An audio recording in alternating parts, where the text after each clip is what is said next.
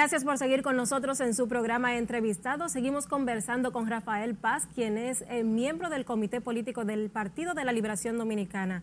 Rafael, ¿cómo valoras tú ahora el accionar que tiene, por ejemplo, el Ministerio Público con los recientes casos de corrupción aquí en el país, en la actual administración? Mira, entrar en consideraciones sobre las actuaciones del Ministerio Público de manera particular pudiera ser apresurado. Siempre es positivo que las instituciones del país cumplan su rol. Ellos están cumpliendo su rol, investigando, sometiendo a la justicia a aquellas personas sobre las cuales han encontrado indicios. Corresponderá a los tribunales determinar si esas acusaciones tienen el mérito y el fundamento que arguye o que plantea el Ministerio Público. Y lo importante es que en sus acciones no sean selectivos. Que si va a haber una lucha contra la corrupción sea contra todos, contra aquellos que lo han hecho en el gobierno pasado, en este gobierno y en gobiernos anteriores. Yo creo que la lucha contra la corrupción es una demanda constante a lo largo de la historia de la República Dominicana. Yo recuerdo en el año 1987 y en el año 1988, como el gobierno del presidente Balaguer en aquel entonces tenía un planteamiento fuerte en torno a la corrupción, tanto civil como militar. Y se convirtió en una especie de clamor nacional en aquel momento. Pero así mismo ocurrió en el año 1996, cuando ese mismo doctor Balaguer abandonó el gobierno de la República Dominicana y llegó el Partido de la Liberación Dominicana. Hubo muchos casos de sometimientos a la justicia y de reclamos por, que se luchara contra casos de corrupción acumulados en el gobierno anterior.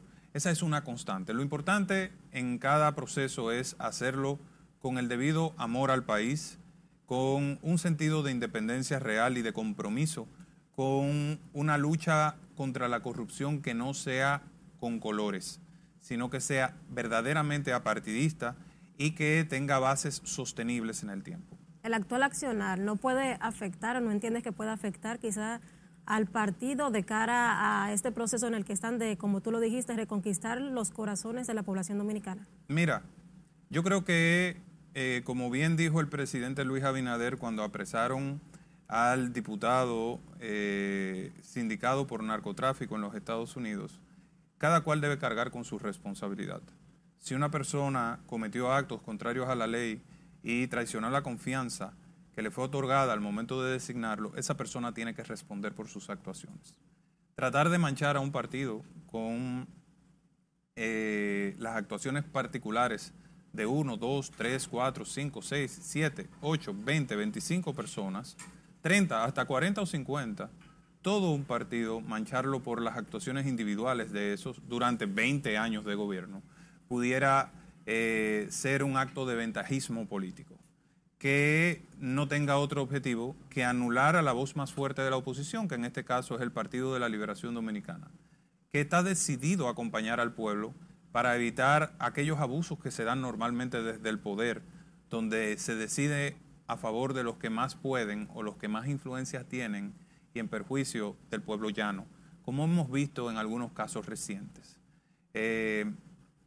Esa lucha, para ser creíble, tiene que perseguir a aquellos que realmente violaron la ley, pero sin tratar de lograr beneficios políticos colaterales por esto, que puedan afectar el clima de equilibrio democrático que hay en la República Dominicana. En todos los países donde usted ve que a la lucha contra la corrupción se le da un tinte político, termina fracasando. Entonces, la República Dominicana merece una lucha contra la corrupción constante, una acción a favor de la transparencia creíble y que todos los dominicanos que estamos comprometidos con un mejor país podamos contribuir desde nuestros espacios y en el tiempo que corresponda a que ese propósito se mantenga y se fortalezca. ¿Cómo va el partido entonces a trabajar para cambiar esa imagen de que el PLD es un partido corrupto, en base a los exfuncionarios que han sido ya apresados por supuestos actos de corrupción?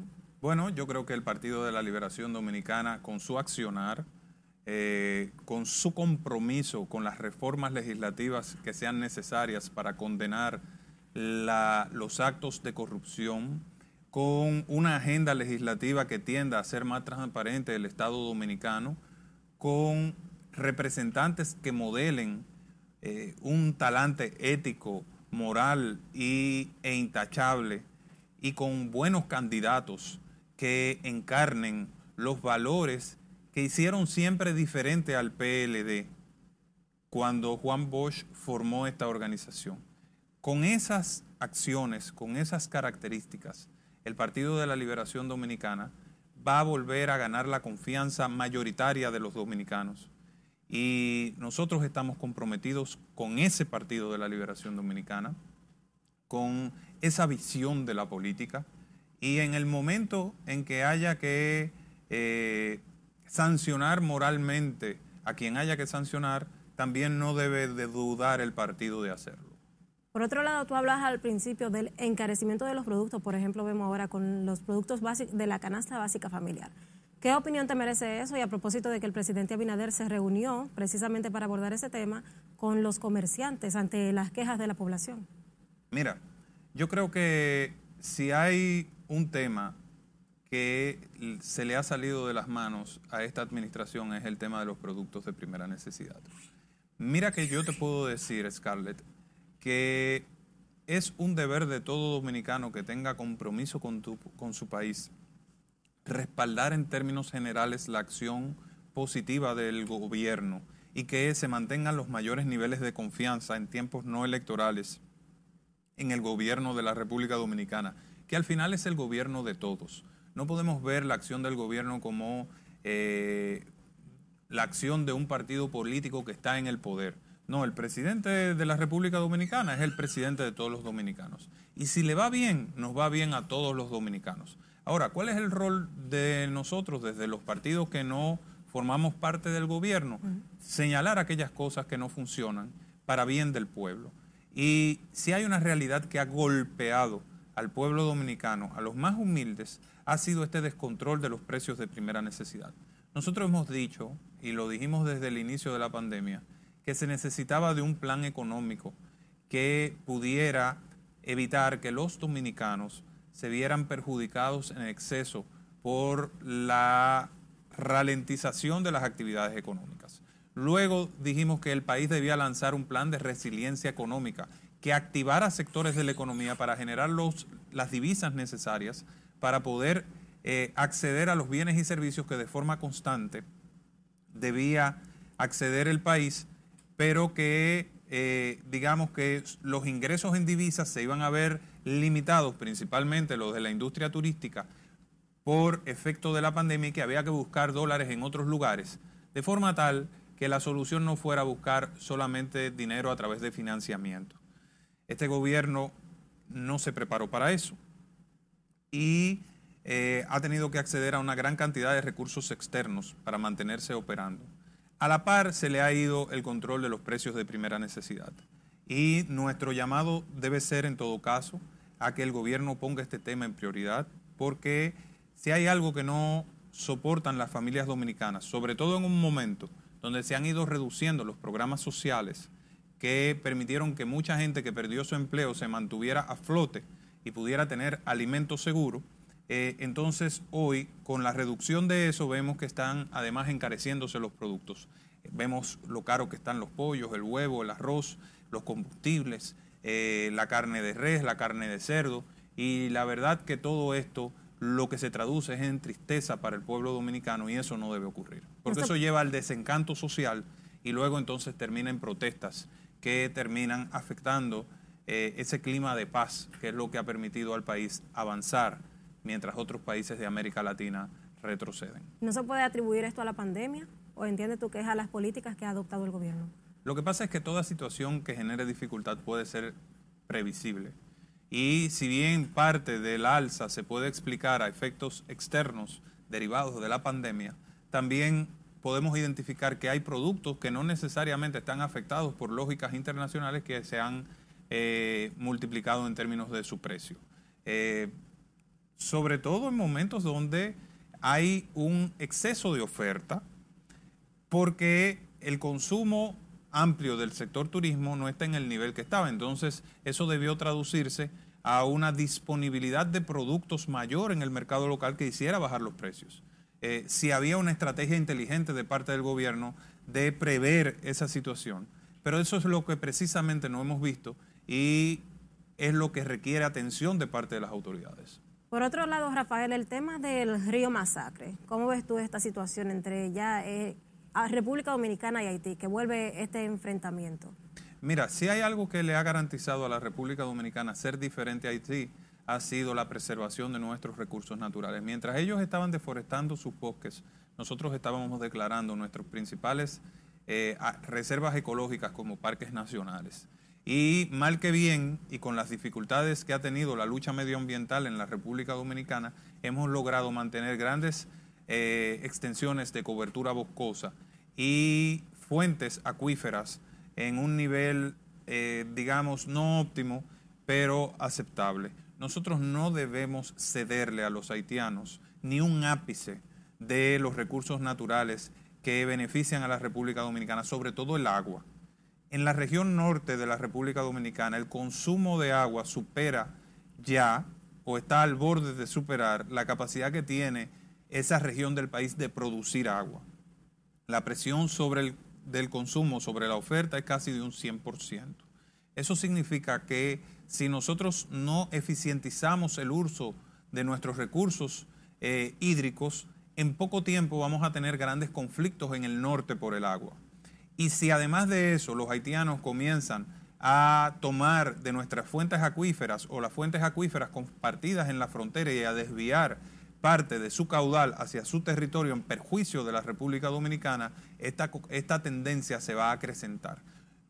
Yo creo que el gobierno debe dar una respuesta enérgica, inteligente, utilizando los mecanismos internacionales y bilaterales necesarios para evitar que esa tendencia destructora, depredadora, ausente de conciencia y de una visión de sostenibilidad que ha caracterizado a ese país, se convierta ahora en nuestros recursos en un atentado contra la República Dominicana. ¿Esto no podría enfriar más las relaciones entre República Dominicana y Haití?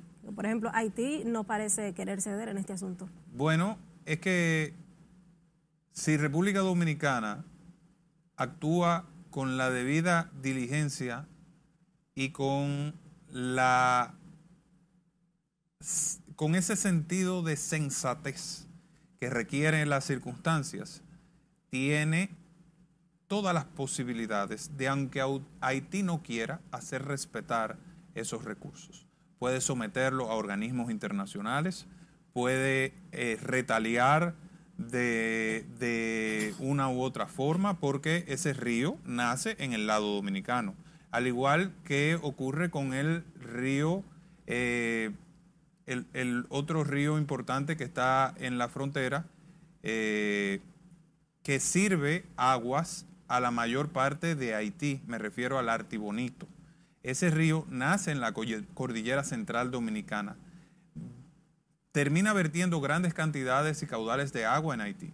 Entonces, yo no creo que los haitianos estén en condiciones de poner a la República Dominicana contra la pared. Sin embargo, yo siempre soy un abanderado de la concertación. Y aunque nosotros tenemos muchas capacidades para poder tomar medidas retaliatorias, creo que deberíamos apostar por las vías que el derecho internacional nos provee y el diálogo bilateral en un sentido constructivo. Ahora, lo que no deben permitir los organismos de seguridad de la República Dominicana es digamos, una acción fáctica de parte de Haití, donde ellos, aún en contra de nuestra voluntad, puedan imponer un desvío de las aguas del río Masacre. Perfecto, vamos ahora a una nueva pausa y ya regresamos con más en Entrevistados.